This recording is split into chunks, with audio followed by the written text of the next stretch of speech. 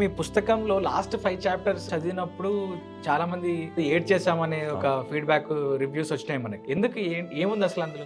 'మాతృదేవో' cinema గుర్తుందా మీకు? అవును. 'మాతృదేవో' సినిమాలో ఎందుకు అందరూ ఏడ్చారు? ఇప్పటికి నేను చూసినా ఏడుస్తాను. ఎందుకు ఏడ్చారు? అది చాలా బాధాకరంగా మనం అసలు ఎలా ఉంటుంది? ఎమోషనల్‌గా. ఆ తల్లితో ఉండే బాండింగ్ ఒక్కసారిగా అది తెంపేసి అవును. ఇంకా తల్లి చనిపోతుందని పిల్లలందరినీ అడాప్ట్ చేసి వెళ్ళిపోతున్నప్పుడు ఆ నరకం ఎలా ఉంటుందో అవును.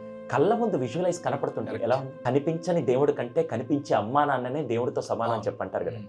ఎంతమంది అమ్మకి కానీ, నాన్నకి కానీ, టీచర్కి కానీ, సోల్జర్కి కానీ, ఫార్మర్కి కానీ ఎంతమంది రెస్పెక్ట్ ఇస్తున్నారు? ఈ రోజు మన ఇద్దరం ఇలా కూర్చోవాలంటే మనకి జన్మనిచ్చిన అమ్మా నాన్న. ఈ రోజు మీరు 10 మందికి ఇంగ్లీష్ కానీ 10 మందికి ఒక సబ్జెక్ట్ నేర్పిస్తూ ఈరోజు మీరు ఒక కాంపిటేటివ్ ఎగ్జామ్ ప్రిపేర్ అయ్యే స్థాయికి వెళ్ళి ఈరోజు ఇంతమంది విద్యార్థులకి వశిష్ఠ 360 అనే రూపంలో ఇంత నాలెడ్జ్ పంచుతున్నారంటే, మీరు నేర్చుకొని వచ్చారంటే దానికి గురువే కారణం కదా. ఈ రోజు మనం దేశం లోపల ఇంత హ్యాపీగా కూర్చోనంటే దేశ బయట నిలబడ్డ ప్రాణాలు అర్పించడానికి ఏ సైడ్ నుంచి ఏ బుల్లెట్ తగిలి చనిపోతాం అని తెలిసిన ప్రాణాలు అర్పించమని నిలబడుతున్నా సోల్జర్ గురించి మాట్లాడుకోవాలి. 4 మెతుకులు కడుపులో పోతే మనం బతుకుతాం అని తెలిసి ఆ 4 మెతుకుల కోసం 4 నెలలు ఎండలో కష్టపడే ప్రతి రైతన్న గురించి ఎక్కడ పుస్తకాల్లో ఈ మధ్య ఎక్కడ క్లాసులకు వెళ్ళిన పిల్లలతో మాట్లాడుతుంటే మీ హీరో ఎవరంటే సో కాల్డ్ టీవీ యాక్టర్స్ గురించి, మూవీ యాక్టర్స్ గురించి చెప్తున్నారు తప్ప నా గురించి పనిచేసే వీళ్ళు నా హీరోస్ అని ఎక్కడ చెప్పండి. అందుకే 5 చాప్టర్స్ లో తల్లి బిడ్డకి జన్మనిచ్చేదాకా తల్లి ముందెలా అయింది, దాని తర్వాత తల్లిగా రూపం ఎలా దాల్చిందని ఆ 5 చాప్టర్లు 5 హీరోస్ గురించి రాశారు. అసలు అది చదువుతున్నంత సేపు మీరు గనక ఒక ఫాదర్ అయితే ఆ క్యారెక్టర్కి మీరు వెళ్ళిపోతారు, లేదా మీ ఫాదర్ మీకు గుర్తొస్తారు. అలా